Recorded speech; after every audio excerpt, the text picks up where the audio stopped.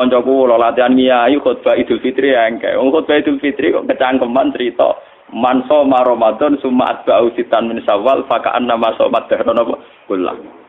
Pokoke sampe anak poso Ramadan terus poso 6 dina saking Syawal pun padha kare poso setahun terus nerangno fadilahe. Bareng tamune tanggal 3 tanggal 4 dosowan do poso. Kiai ini mau mangan rokarok. Disomati. Monggo-monggo didhar kula poso anut jenengan malah jenengan ra poso. Ora gathok, Mbak. Niku pas awal akhir sowan kula, Mbak. Wah, nyoro Gus nyai nak kesemangatan jerit. Bener jenengan ra tau ngomong sunat-sunat. Dadi nek lakoni ra ketara. Kowe kiai ajaran engkek. Boleh setengah. Susah Idul Fitri khutbah berpuasa Ramadan wis apik. Pira-pira gelem po. Masa muga-muga dosane di sepuro ber apa dalil ana samal. Malah disomasi akhirnya to. Wah ra gak Pak sampean ngasih ngajar malah gak nglakoni. Wah, rumah dene. Paham ya? Iki badhe kula terangaken masalah-masalah kebenaran yang malah menjadi tragis untuk agama. Kesalehan-kesalehan yang justru menjadi tragis bagi napa? Agama. Niku zaman Rasulullah disebut kaum Khawarij. Tiang-tiang Khawarij niku saleh kok. Sedina-dinane mau deres Quran tok salat tok. Wes deres Quran salat, deres Quran salat. Wes pokoke ora tau ora salah. Darani wong zina ya kafir, darani maling ya kafir, darani koruptor gitu kok. Kafir. Kok dekne ku saleh. Yo saleh ibadah wajib, yo saleh ibadah napa? Sunat. Tapi jare Kanjeng Nabi saleh sing model ngene wajib diperangi. Mana ngeron kiai saleh nemen-nemen niku malah salah. Karena apa? Ini bahaya bagi agama. Saleh nak berlebihan itu bahaya bagi apa? Agama. Sama tak ceritani. Kelompok Khawarij itu lahir yang teridentifikasi oleh sejarah dan sudah diramalkan oleh Rasulullah. Niku zaman Ali. Dan yang paling banyak mendapat khitab tentang Khawarij adalah Sayyidina. Ketika Ali perang dengan Muawiyah dan karena perang maka saling bunuh, saling tikam, saling menghujat. Orang-orang soleh itu risih. Roh Ali yo risih. Jarene pemimpin Islam, tokoh kok penggaweane perang ngrasani wong tukaran. Roh Muawiyah ya risi, dari wong soleh pemimpin kok pegane perang rasani. Artinya dia terus merasa paling soleh dibanding Ali, dibanding Nawa Muawiyah. Keren darane Ali ya gento, darane Muawiyah gini apa? Gento. Darane Ali ya kafir, darane Muawiyah. Akhirnya kelompok ini meyakini bunuh Ali ya ibadah, bunuh Muawiyah ya apa? Ibadah. Akhirnya kelompok ini orang-orang soleh yang keluar dari tatanan Ali juga keluar dari tatanan Muawiyah. Walhasil akhirnya bikin gerakan untuk anti Ali, untuk Umayyah. Bahkan ketika Sayyidina Ali kirim pasukan ke mereka, sedang deres Quran. Sauri-sauri buat deres Quran, poso, tahajud, enggak pernah salah. Tapi Kanjeng Nabi, makanya ini aja sampai salah paham. Dipeseni Ali, dipeseni, nak ono kelompok ngono kon merangi. Sause iqamatil hujjah, sause mendapat penjelasan. Iki ampun nganti salah paham. Sampeyan salah paham neraka tenan. Betul nih malah. Ini masalah paling sensitif dalam sejarah Islam. Mergo ngadepi podo-podo wong Islam, bahkan wong Islam soleh. Jadi kita ngadepi wong nopo soleh. Kalau ingin ngaji teng Bojonegoro, kalau anggar setua akhir bulan teng Bojonegoro. Tadi malam masih teng Bojonegoro. Di dalu kalau terangkan masalah Khawarij. Kenapa Khawarij ini menjadi bahaya? Karena kesalehan yang tidak punya perhitungan. Jadi soleh tapi goblok. Misalnya ngeten, kalau contohnya ngeten teng Bojonegoro, teng Mriki, teng Putih-Putih kalau contoh. Misalnya tentang perempuan itu dianggap fitnah. Semua tragedi sosial karena perempuan. Wong nakal lali anak bojo mergo katut wedoan. Kiai lali kitabe krana katut napa wedoan. Pejabat lali tugas kewajibane katut napa wedoan. Sehingga kesalahan yang namanya perempuan itu divonis semuanya serba hitam. Harus dijauhi, harus apa. Tapi yang dia tidak menyadari kesalahan ini tanpa perhitungan. Ketika wong soleh menjauhi perempuan, ini artinya perempuan didekati wong dolim. Dan produksinya mesti produksi wong dolim. Misalnya kok Mustafa soleh, bojo mau sitok, orang arah wani nambah. Anak mau loro. Artinya umpama Mustafa iki saleh mau nglahirno wong saleh loro. Sementara wong dolim produksi kedoliman besar-besar. Ning dalan-dalan rabi, ning dalan-dalan dia anak. Liwat bojone, selingkuhane, perkosaane. Berarti produksi dolim jauh lebih cepat. Produksi dolim cepat, produksi soleh lambat. Paham ya? Mulane wong kok janggal poligami ora pati ulama. Nek soal rawani wedi bojo jujur wae. Tapi ora usah ngait-ngaitno agama salah dalam konsep poligami. Mergo produksi dolim mesti cepet. Jajal wong dolim sitok nyelingkuhi wong pira. Paham ya? Hasil selingkuhan dia anak, hasil bojo sing nganggo surat nikah dia anak, hasil perkosaan dia anak. Produksi kedoliman yang cepet. Produksi soleh lambat dia anak loro ora iso ngeki mangan. Paham ya? Artinya andekan kesalehan ini terus main pukul rata menjauhi perempuan karena ada fitnah, ada masalah. Toh wong dolim tidak menjauhi perempuan, maka rahim perempuan hanya melahirkan produksi kedolim. Begitu juga menyangkut harta. Wong kudu ado duwe, ado macam-macam. Sing sugih wong dolim, mergo ora menghindari harta. Sing saleh kuwere. Sing dolim dhe karyawan wakeh. Bisa gawe kelompok niklab, kelompok macam-macam kelabing, kelompok senam sing aneh-aneh. Sing saleh kuwere, kok gawe kelompok, nggo nguripi awake dhewe mengkas, mengki. Paham? Sehingga kesalehan anti harta punya akibat begini, nanti ke depan punya akibat. Begitu juga menyangkut pangkat. Sing dolim kompetisi kepengen jabat, akhirnya jadi bupati, wakil bupati, DPR. Sing soleh malam belesek, ketua RTW apa aja. Paham? Padahal dalam undang-undang tentu yang menentukan yang punya otoritas. Sing di otoritas dolim kah? Kabeh. Akhirnya pornografi gak kriminal, semua kesalahan gak kriminal. Sing soleh belesek, RTW apa aja. Delik ning gunung wis wae wong, gasap dene moh ora pusing. Nah, kesalehan khawarij itu nanti punya akibat demikian. Andikan ditoleransi punya akibat demikian. Maka Nabi pesan yang Ali, orang itu harus kamu lawan. Bahaya bagi agama. Kelompok kesalehan sampai menghancurkan sendi-sendi kehidupan itu harus dibunuh. Karena bahaya bagi agama. Kesalehan tapi bikin kekacau. Nah itu khawarij. Pulau nu berkali-kali istikharah. Kenapa seorang Rasul yang terhormat? Ya, kenapa seorang Rasul yang terhormat oleh Allah Subhanahu Wa Taala disifati resmi di sorihil alfat ya dalam teori usul fikih kalau sorah itu layak balul mafhum harus difahami demikian. Artinya tidak mungkin salah karena lafadznya apa eksplisit apa sorah. Wa ma arsalna qablaka minal mursalina illa innahum layakuluna ta'ama wa yamshuna fil aswaq. Saya tidak pernah ngutus seorang rasul kecuali punya tradisi ya doyan sego. Layak kuluna tamu ya doyan mangan. Wayam sunafil aswaq seneng mlaku-mlaku ning pasar. Paham? Wayam sunafil aswaq maknane seneng mlaku-mlaku teng napa? Kula nu berkali-kali ngaji teng Sarang, padahal Sarang daerah basis pesantren. Saya itu ngomong bahwa seorang ulama itu wajib kadang-kadang jalan-jalan di pasar, ning terminal wae ning dalan-dalan, sing wong akeh. Kenapa? Karena kalau seorang ulama, seorang nabi, seorang wali, orang-orang soleh itu tidak mengakui proses sosial yang bernama transaksi, itu akan bahaya bagi agama. Dia akan bahaya bagi agama. Sekarang tidak ada kriminalitas pencurian, penggarongan, penyabutan, pengemplangan dan sebagainya itu baru kayak pasar. Karena pasar ini masih sesuai fitratallahi allati fatarana sanapa alaihi.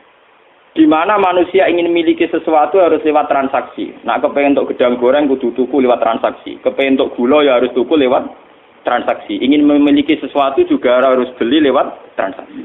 Dengan demikian ada ketertiban umum. Lah, memiliki sesuatu ingin lewat transaksi itu fitrah Allah, sunnah manusia. Karena mereka risih dengan yang namanya maling, garong, jambret. Coba kalau tidak ada pasar, orang ingin mendapat sesuatu lewat garong, lewat menjahat dan sebagainya, maka dunia akan kacau. Dan tugas seorang rasul adalah mengakui proses fitrah, proses kultur manusia yang sudah benar, yaitu ingin memiliki sesuatu lewat transaksi. Karena ini menjadi stabil, negara menjadi stabil, komunitas menjadi stabil. Sebab itu Allah dawuh wa akhallahu bi'a wa karramat riba. Allah sangat menganjurkan yang namanya transaksi.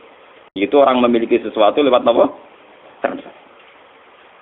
Kenapa Rasul sampai didesain sedemikian oleh Allah Subhanahu Wa Taala? Kalau enggak, nanti agama dikira hanya urusan iktikaf, urusan tahajud, urusan qiyamul lail, urusan puasa sunnah. Padahal ciri utama agama adalah satu ibadah mahdhaf, kata salat, sujud, Nomor 2 muamalat, ibadah sosial. Dan muamalat ini tertib karena orang kalau memiliki sesuatu ingin lewat transaksi, bukan jalan pintas nyolong atau enggak. Nah, proses agama yang kedua ini diakui oleh para rasul lewat mereka itu yo gelem dagang di pasar. Semua nabi punya sejarah sebagai pedagang. Nak sing ora dadi pedagang kayak wali-wali abdal, sing penting seneng ning pasar. Mulane kula bolak-balik, kula teng sarang wani matur, nek ana kitab kok nerangno ning pasar Gugura Muruk iku sing aran rapati ngalim, mesti rapati ngalim. Kliru. Wong ayate sore kok ditentang, kecuali ayate mafhum lho.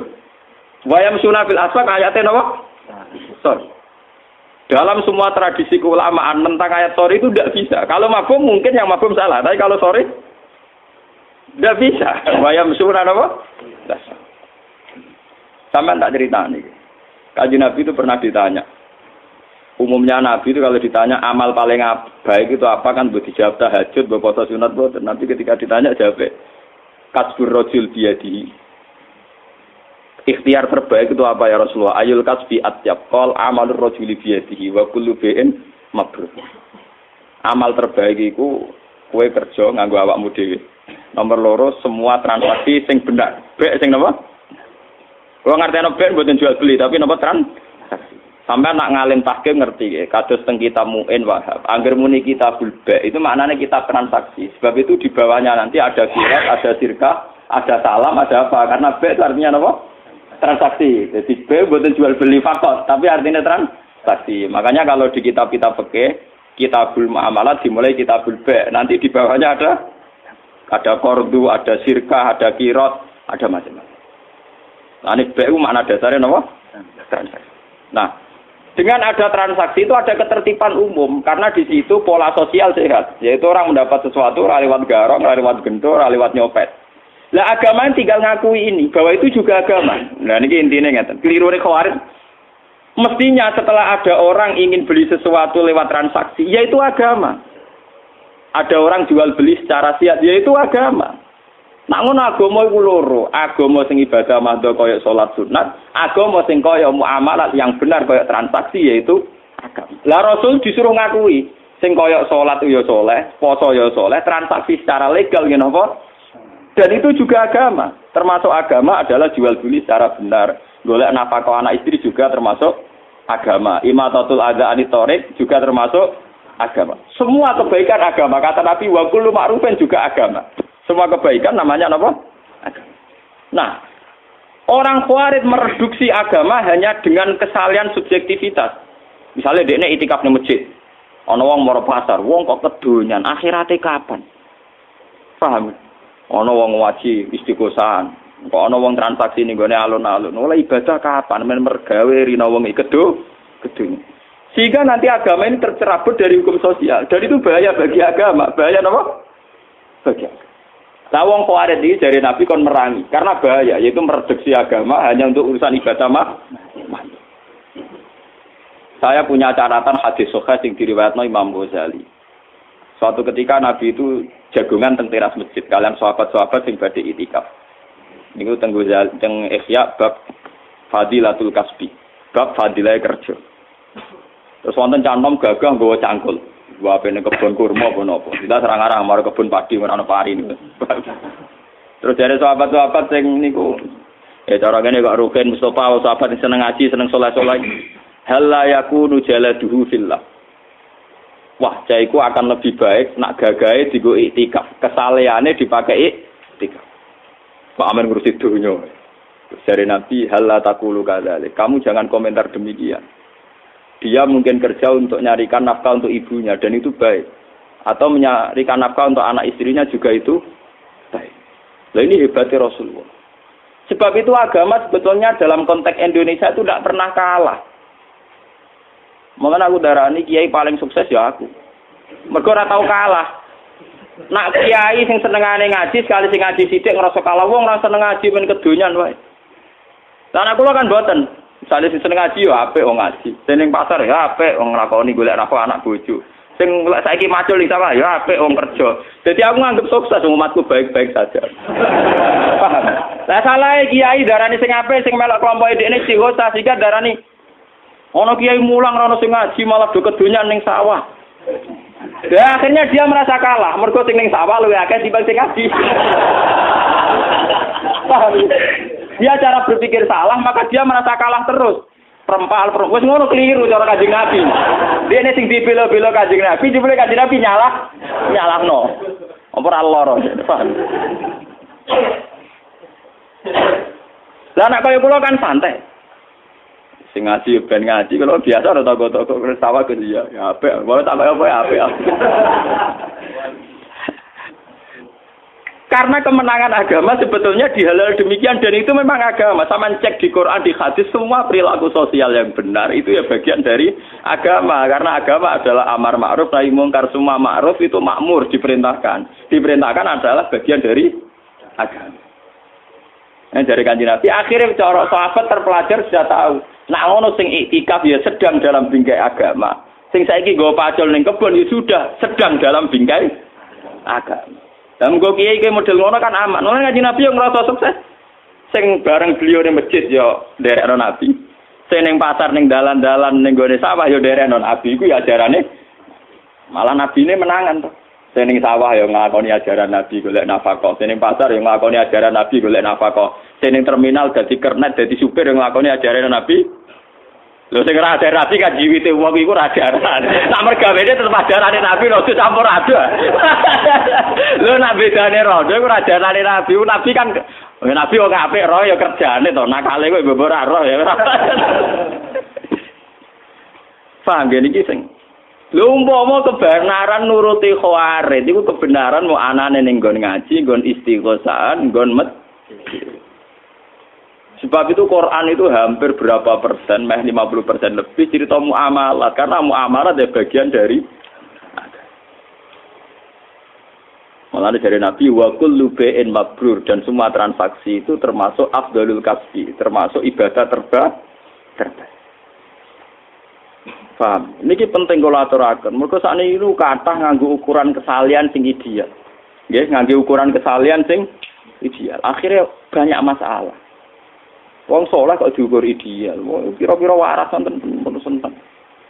Lan kula ora ngarah dadi wong saleh nemen-nemen, pun sumpah lho mbek pangeran. Saleh sing ora nemen-nemen ae, tapi sing mlebu swarga langsung, maksudnya sing paham. Lah kula nak mulane sarang sering guyon ngeten. Poso Senin Kamis itu sunah Nabi. Tapi sunah Nabi ra poso Senin Kamis tok. Nabi juga sering nunjukno ra poso Senin Kamis, go nunjukno ora wajib. Nek ngono poso Senin Kamis ya sunah Nabi, kadang-kadang ninggal sunat iku ya sunah Nabi. Lah aku milih sing ninggal iku. Paham ya? Loh, karena kalau ulama nglakoni terus nanti dikira sunat, itu dikira wajib. Itu bahaya bagi agama, paham ya? Loh, ulama iku duwe kelebihan ngoten. Dene duwe iskal untuk niru Nabi komplit, yo niru nglakonine, yo niru ninggal.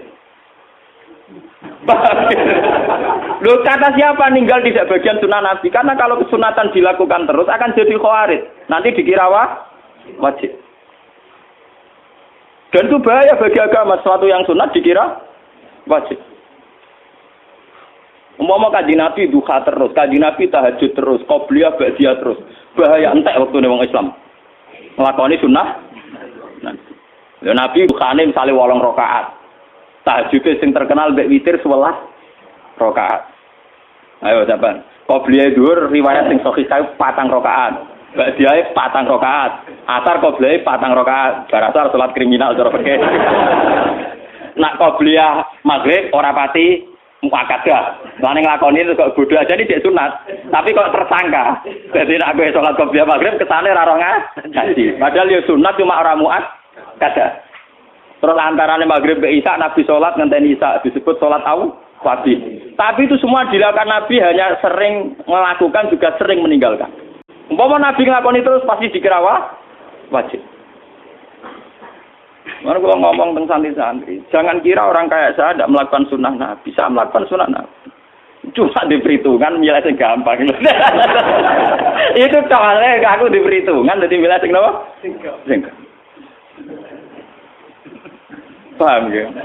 Ojo koyo kancaku lho latihan ngiyai khutbah Idul Fitri engke. Wong khutbah Idul Fitri kok kecangkeman cerita man shoma Ramadan summa atba'u sitan min Syawal fa ka'anna ma shomat dahran apa kullah.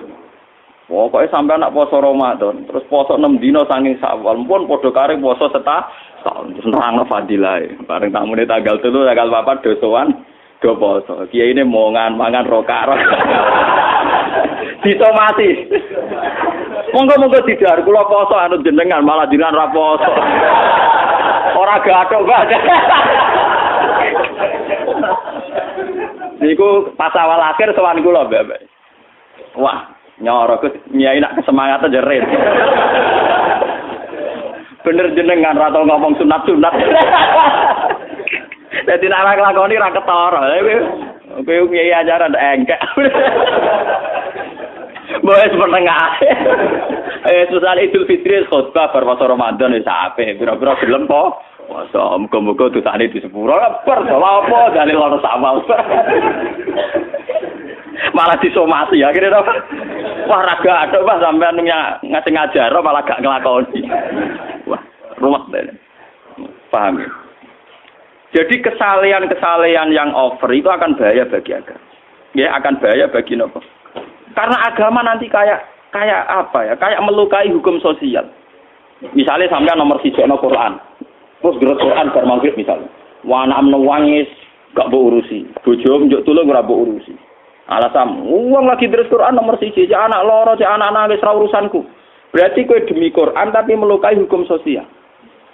Sementara Quran yang kamu baca itu artinya wa ahsinu innallaha yuhibbul muhsinin. Lakukan kebaikan. Allah mencintai sesuatu yang mulane Sayyidina Ali ngomong ketika mau keluar dari Quran. Kon bela sing bener ra gelem tetep maca Quran. Quran iku ora iso ngongkon, sing iso nerangno ulama. Kekakuan. Padoro babiyahi kaza. Niku tegere riwayat padoro babiyahi kaza alal mushaf. Mushaf dikuku iki Sayyidina Ali. Lah iya Quran sing mbok waca iku ngongkon kowe nulung wah. Loh iya kan lucu toh, misalnya sampean deres Quran anak-anak nangis. Perkara njuk susu mbok apa. Terus kowe mau nulung karena nomor 1 ana Quran, nomor 2 ana anak. Lah wong saleh model khawarij ngoten niku, cara berpikir ngoten niku. Toh saat kowe nulung anak ya jek deres Quran, mergo kowe nulung anak ya perintahe Quran. Ngapiki bojo ya atas nama perintahe. Toh kamu tidak perlu lepas dari Quran kan saat nulung anak, memperintah Allah wa ahsinu innallaha yuhibbul. Misalnya kula deres Quran ana tamu, misalnya Mustafa baruken tuh Assalamualaikum Gus kula nuwun. Lho aku mesti kere kok rugen yo ngakoni Quran, jare Quran kon sakit fikir. Itu kan paham. Ora kok kula tetep deres Quran wacana rugen makhluk nomor piro iku. Lah kesaleane kuwarit ngene iku, paham lho? Paham ya? Bahaya kesalehan model ngono napa? Mulane Abdul Qasim Al-Junaidi termasuk tokoh tarekat paling diikuti sinten Abdul Qasim Al-Junaidi. Dia punya tradisi poso terus. Wah, sak urip-uripe poso, terkenale. Jebule santrine sering roh dekne ku mangan. Ayo dekne wis ditakoki. Kula jenengan poso terus, tapi jebule nek wonten tamu nggih mangan. Gak aku mangan baturi tamu, gajare ora kalah mbek nerus napa? Poso. Dadi sanut ulama sing ngono-ngono. Paham. Tapi perasaane dekne tetep poso karena batalnya poso ora krana nuruti nafsu, krana hormatan. Pertamune mulai dia tetep biasa gitu terus napa kan. Ora kadung batal rokokan terus. Wis kadung ra poso, menisan rokokan terus ora ngono maksud. Ya sekadar pas paham kan? Lho kok ya. Oh, kok.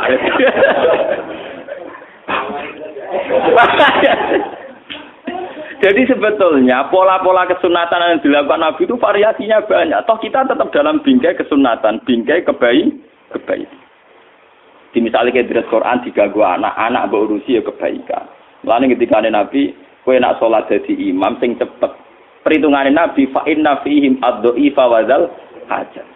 Wa kana Rasulullah idza shalla fasami abuka as-sofi khaffafa sholat. Lalu kanjeng Nabi kan ada di sholat jadi imam sing cepet. Iku ning gurimu ana wong lemah, ana wong sing duwe kepenti. Kiai wong nganggur ra PNS. Salate suwila ra masalah, ora ana di jadwal. Ora duwe napa? Ora duwe jadwal. Tapi wong sing duwe anak cilik ning omah. Ibu-ibu sing makmum kuwe duwe anak cilik ning omah mesti salate kesusu nang ngurusi anak. Kiai ini nganggur, anaknya di patrano boe. Tidak bisa kamu sepihak begitu jari Nabi, tidak boleh. Sholat kudu standar dengan mempertimbangkan wadzal hajat. Dan Nabi ketika sholat kok bocah cilik nangis. Dan beliau sadar ibunya karena ikut jamaah itu khaffafa sholatan. Nabi mempercepat sholat. Jangan sampai dikira sholat ini problem bagi anak. Gak bisa kamu katakan, berarti Nabi ngalahno sholat di sini caci cilik. Lu perintah sholat ngono iku ya perintah Allah. Saiki rumah caci cilik ya perintah Allah. Berarti Nabi tidak ada masalah ketika sholat ya tadi fi amrillah, ketika sekarang ngurus caci cilik juga fi amrillah. Jika agama selalu menang. Satu kiai kok kula malah ngerasa menang terus. Gus gak ono sing ngaji kok ngerasa menang lho, sing pasar ya tak anggap nglakoni sunnatullah. Sing terminal ya tak anggap nglakoni perintah Allah. Jadi karena jadi supir tak anggap ngelakoni perintah. Karena itu sedang dalam tolabul halal.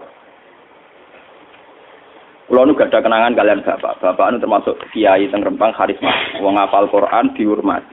Itu paling seneng marung. Mbok ping dalem mau sarapan teng omah nggih kok nak teng dalan tetep marung. Mbok badhe tok omah ana langsung marung kesene itu ora tak. Pak jenengan kok seneng marung kok alasane napa? Wong ngertian Pak Kiai Nur Salim dadi misteri kenapa seneng marung. Itu cerita, dan beliau cerita sambil berkaca-kaca. Terutama di warung-warung sing orangnya itu lemah, di kasus rodo-rodo lemah atau apa. Cerita, Bapak. Nah, ono rondo ayu gawe warung, dan dia tidak pezina, tidak menjual apa? Itu artinya dia melakukan perlawanan terhadap sing namanya zina. Wong nganti buka warung, artinya mau nyolong, mau menjual diri sebagai pezina, mau korupsi. Dia inginnya berdagang secara normal itu artinya tolabul halal. Jadi setiap wong sing buka toko, buka warung artinya orang yang melawan kezinaan, melawan maling, melawan penjahat karena dia ingin mencari nafkah lewat jalan nur. Dan itu sangat menolong agama, sangat menolong. Jadi sing ibadah ora sing tahajud tok. Wong sing jaga warung nunggoni warunge, nunggoni tokone ya ibadah. Karena itu artinya melawan maling, melawan sistem-sistem cara-cara sing kotor. Padahal kita tahu ciri utama agama adalah tarkul haram. Ciri utama agama mau loro tok, fi'lul wajib kok salat, nomor 2 tarkul haram.